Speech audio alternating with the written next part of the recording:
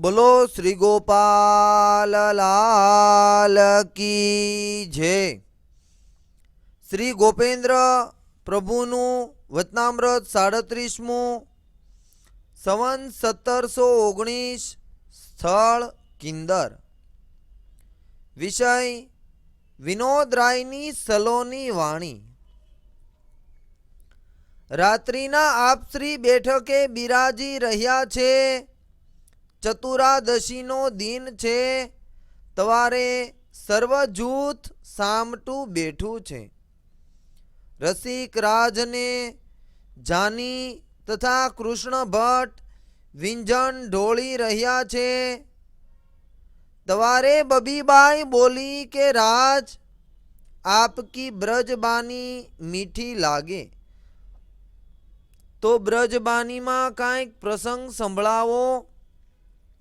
आप तो प्रजमा पधार्या छो तो प्रजनी बानी बोलो छो तो राज आपनी इच्छा।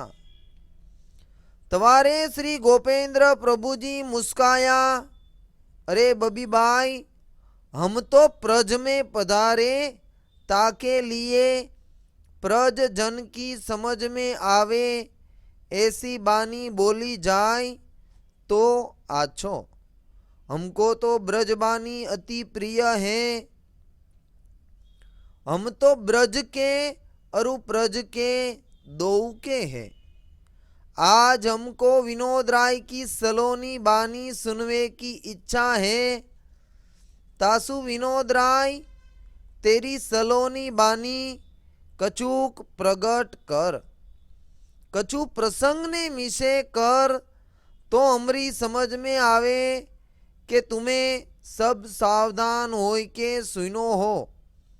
अरु कछु गम परत है कि नहीं या की पहचान होय। आज चतुरादशी को दिन है।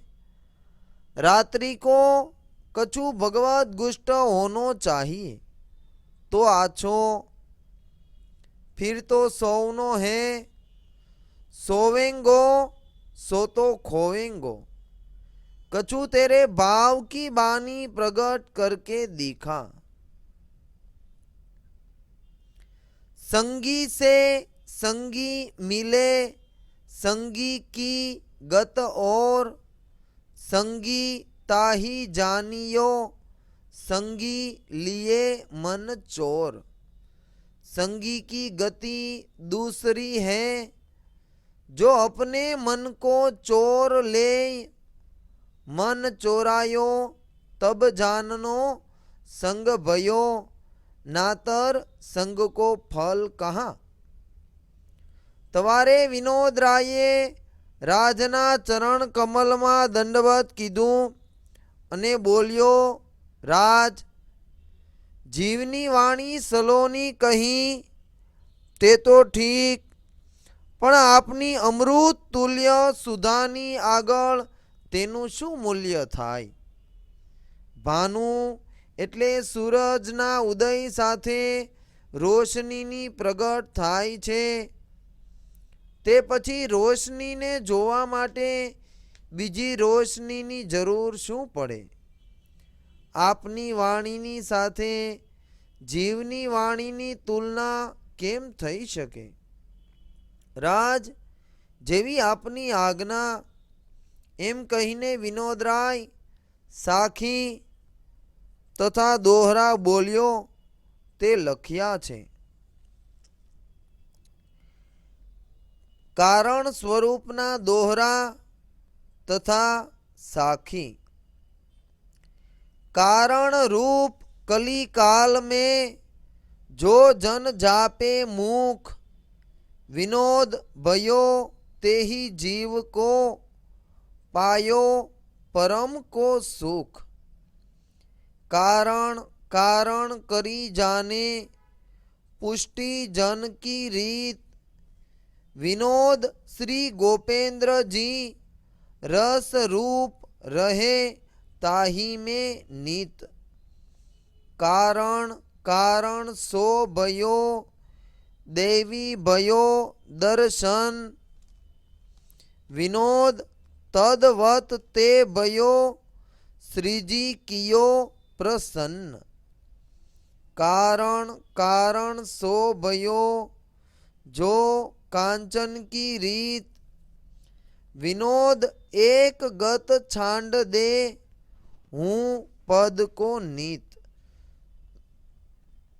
कांचन कांचन सो मिलियो भयो कुंदन को रूप। कांचन में कथीर मिलियो भयो घाट की रूप। आप रहियो आप में रहियो आप छांडियो नहीं भाव। कारण में अकारण भयो एही बड़ो कुभाव। कारण तारण जो भयो भास्यो उर बीच भास। कठण कली काल में कारण मिटावे त्रास। तरन की विध में कहूँ श्रीजी कहियो अपार। सुनियो संक्षेप में कहियो मानी लेहो निर्धार। कारण मान्यो श्रीजी आपनो पंचजन की माय। एको कारण राखवो पकरी भगवदी बाई। कारण एही कलिकाल में देवी को दरसात। पुष्टि जीव को लक्षण एही आसुरी अलखात। कारण को कारण जो रहे बिना कारण को देह। विनोद ताही देह को हो जायगो खेह। कारण ताही में रहे हूँ छांडे आधार। हूँ को तू में मिलावे तू के रहे आधीन। श्रीजी ताही वश जानिए और नहीं साधन। तरन की विधि श्रीजी कहियो कारण रूप अपार। भगवदी के स्वरूप में मैं वस्यो निर्धार। कारण उपज्यो मन मो सो मन देवी जान। फल पायो प्रगट में और सबे अनजान। कारण सबसे बड़ो सब फल एही जान। कोटि साधन जो करे तुले नहीं एक समान। कहियो सुनियो बहुते भलो सो घट जिय न उभार। ऋतु बिन वर्षा भई फल फूल नहीं सुहात। सज्जन से सज्जन मिले भये रस के कूप। सज्जन से दूरी जन मिले कहाँ तेल कहाँ तूप। रसात्मिक स्वरूपना दोहरा। आप उत्तम आप में उत्तम उत्तम देखियो आप। सोई भगवद रूप भयो मिटियो 84 ताप। रूप लोभानो जो रहे भाखे दीनता अपार। रस रूप जीव एही जानिए भगवदी में भर भार। रस बस रस में रहे रस रूप राखे मन। भगवदी को झूठ बल चाखे न दूजो अन्न। कृपा स्वरूपी ते भयो कारण भास्यो मन। श्रीजीए श्री मुखे कहियो निश्चय ते भगवदी जन। फल को फल एही जानियो, जो कारण रस रूप। साधन सब में एह बड़ो, श्रीजी कहियो अनूप। उल्टा सुलटा दोहरा, रसिक जन ही जाने। समझे मर्म रसिक जन, कहाँ अबूझ पहचाने।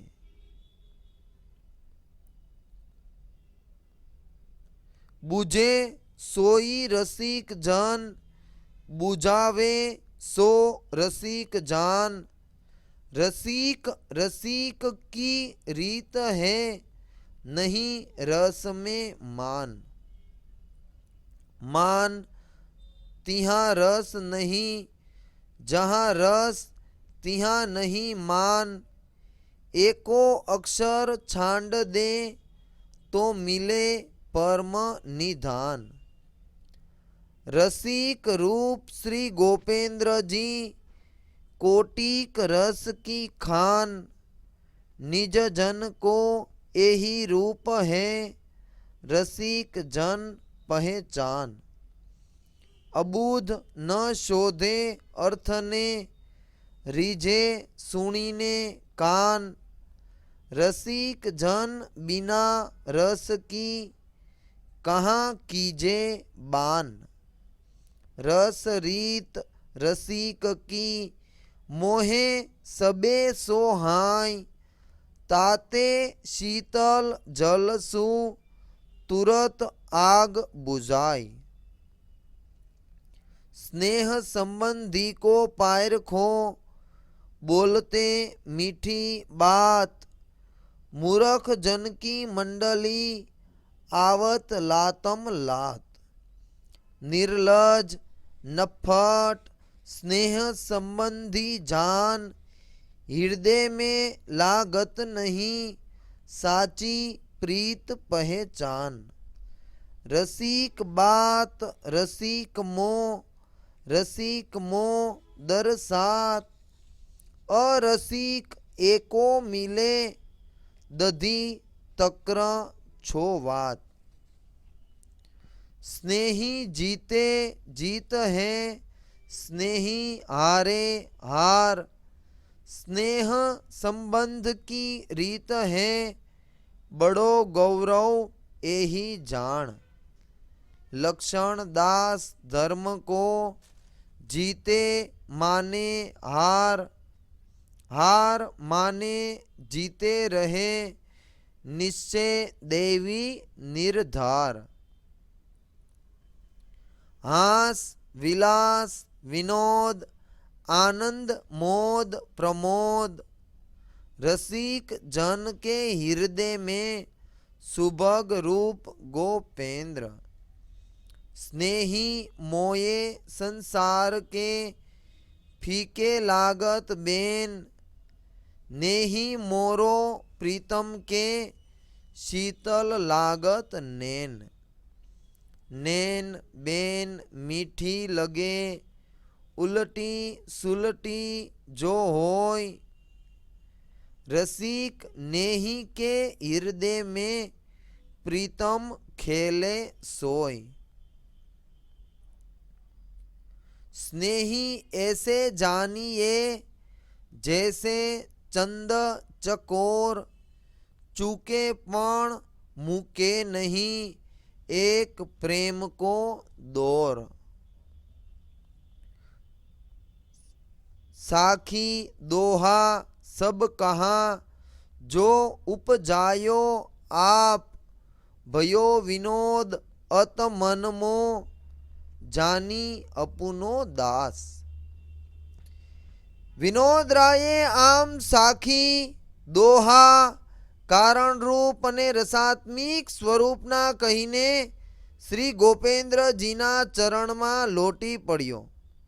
ગદગદ કંઠ થઈ ગયો અને બોલ્યો કે રાજ, આપની મહેન્દ્ર કૃપા મો માથે થઈ. આપે જે ઉપજાવ્યું તેવું વર્ણન કીધું છે. આટલું કહેતા શુદ્ધ બુદ્ધ ખોઈ બેઠો.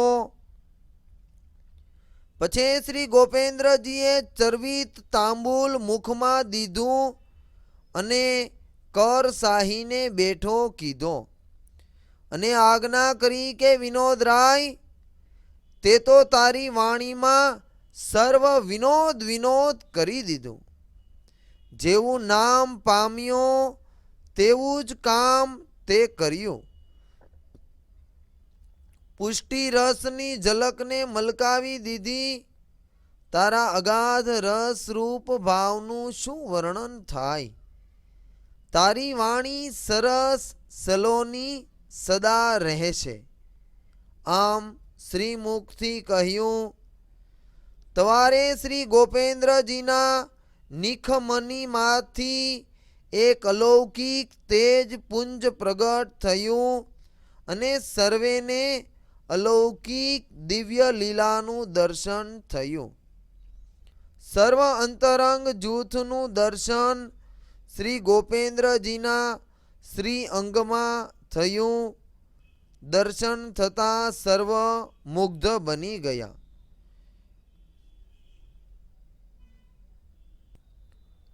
7 વાર દર્શન થયું છે. પછી તેજ તિરોહિત થયું.